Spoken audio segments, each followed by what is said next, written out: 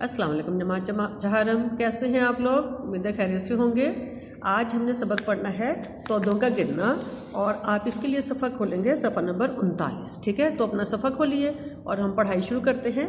पौधों का गिरना। पौधों का गिरना क्या होता है बच्चों? पहाड़ी इलाकों में अचानक छोटे बड़े मिट्टी और चट्टानी तोदों का बुलंदी से नीचे की जानिब गिरना तोदों का गिरना या लैंड स्लाइडिंग कहलाता है। तो तोदों का गिरना क्या हुआ? पहाड़ी इलाकों में। आपको पता है पंजाब में दो पहाड़ी इलाके हैं, एक शुमाली पहाड़ी इलाका और एक है मगरबी पहाड़ी इलाका। तो पहाड़ आपको पता है कि कैसे होते हैं। तो यहाँ से कभी कभी जो है वो बड़े बड़े मिट्टी के तोदे और टुकड़े जो हैं, और या बाज़ का बर्फ़ के भी बड़े बड़े तोदे जो हैं वो नीचे गिरते हैं। उसको लैंड स्लाइडिंग कहते हैं। कैसे गिरते हैं? मिट्टी और चट्टानी तोदों की नशेबी इलाकों की तरफ हरकत ज़मीन की कशिश शकल की वजह से होती है। कशिश शकल क्या बच्चे? आपको पता है ना कि हर चीज़ जो है वो ज़मीन की तरफ आती है। कोई भी चीज़ जो है वो ज़मीन पे ही ठहरती है, आप हवा में उसको नहीं रोक सकते। ठीक है ना। हम भी जब चलते हैं तो हमारा हर कदम जो है वो ज़मीन की तरफ ही आता है। ये ज़मीन की वो क़ुव्वत होती है जिसकी वजह से ज़मीन हर चीज़ को अपनी तरफ खींचती है, और इसको हम कशिश शकल कहते हैं। अच्छा बच्चे, लैंड स्लाइडिंग या तोदे जब गिरते हैं तो इससे हमारे जो है कुछ नुकसान भी होते हैं। तो नुकसान क्या होते हैं? किस किस्म के नुकसानात होते हैं बच्चे? लैंड स्लाइडिंग की वजह से जो नुकसानात हैं, ये नुकसानात हमने लिखे। जो नुकसानात हैं वो हैं कि रास्ते बंद हो जाते हैं। नंबर 1 क्या हो जाता है? रास्ते बंद हो जाते हैं। अब जब ये वो ऊपर से तोदे गिरते हैं ना, तो वो आके रास्ते को बंद कर देते हैं।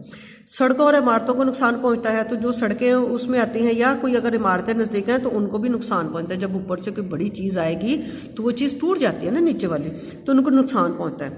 सड़कें टूट जाती हैं, बिजली के खंभे झुक जाते हैं, झुक भी जाते हैं, टूट भी जाते हैं। ठीक है। नंबर 1 सड़कों और इमारतों को नुकसान पहुँचता है। नंबर 1 रास्ते बंद हो जाते हैं।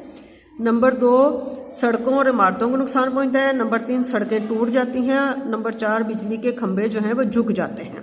ठीक है, झुक भी जाते हैं, टूट भी जाते हैं, तो बिजली का निज़ाम भी ख़राब हो जाता है। फिर अगर लैंड स्लाइडिंग बहुत बड़ी हो तो इससे दरिया की गुजरगाह भी बंद हो जाती है। गुजरगाह क्या होते हैं? यानी गुजरने का रास्ता। कहते 5वां क्या है कि अगर लैंड स्लाइडिंग बहुत बड़ी हो, यानी कि बहुत बड़ा कोई टुकड़ा जो है वो गिर जाए तो उससे जो है वो दरिया के रास्ते भी बंद हो जाते हैं। बेटा इसी किस्म का एक वाक़या जो है वो 2010 में वादी हुंजा में हुआ था। अताबाद के करीब। जगह कौन सी थी? अताबाद के करीब। कब हुआ था? 2010 में। एक बड़ी लैंड स्लाइडिंग की वजह से एक बहुत बड़ी झील बन गई थी। तो पाकिस्तान में ऐसा कोई वाक़या हुआ, बहुत बड़ा वाला वाक़या? जी, पाकिस्तान में ऐसा वाक़या 2010 में वादी हुंजा में अताबाद के करीब हुआ था, जिसकी वजह से एक बड़ी झील बन गई थी। तो बच्चे ये आपने इसका देख लिया। अब इसके तो ये है कि पहाड़ी इलाकों में तो हम कम ही मकान बनाते हैं, लेकिन मकान बहरहाल बने होते हैं, कभी कभी वहाँ पे लैंड स्लाइडिंग हो जाती है। तो इसलिए एक तो हमें पहाड़ी इलाकों में कम मकान बनाने चाहिए।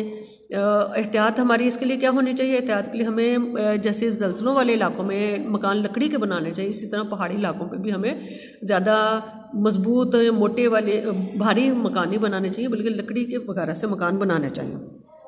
तो पहली चीज़ होगी कि तोदों का गिरना होता क्या है, फिर दूसरी इसके नुकसान क्या हैं, और एहतियात आपको बता दी कि इसकी एहतियात क्या है कि मकान जो है वहाँ पर लकड़ी वगैरह के बनाए जाएँ ताकि लैंड स्लाइडिंग की सूरत में नुकसान कम हो, या अव्वल कोशिश हो कि वहाँ पे मकान कम ही बनाए जाएँ।